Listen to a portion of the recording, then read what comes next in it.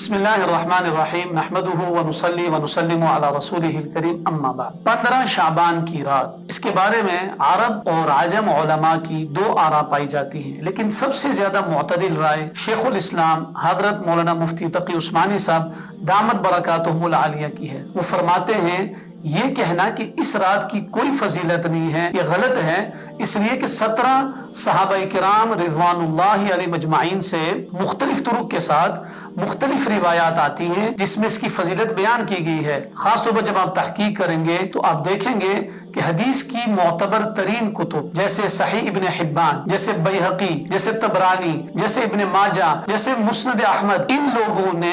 15 شعبان کی رات کی فضیلت کو بیان کیا ہے۔ خاص طور پر وہ روایت جس کو حضرت ابو موسیٰ اشعری رضی اللہ تعالی عنہ اور حضرت معاذ بن جبل نے روایت کیا ہے، وہ فرماتے ہیں کہ 15 شعبان کی رات کو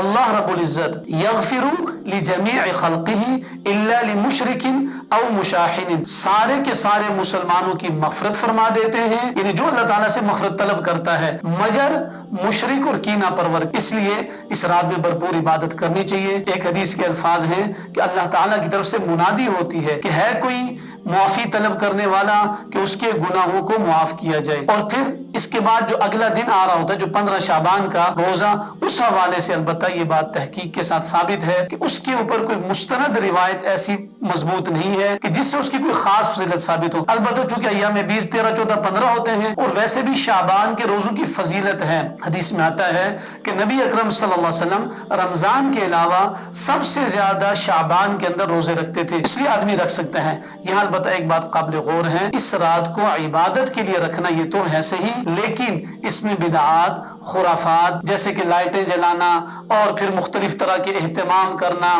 دینگے چڑھانا اور پٹاخے بجانا، یہ سب فضول چیزیں ہیں، اس سے اجتناب کرنا چاہیے تاکہ کہیں ہمارا اجر ضائع نہ ہو۔ اللہ تعالیٰ عمل کی توفیق نصیب فرمائے۔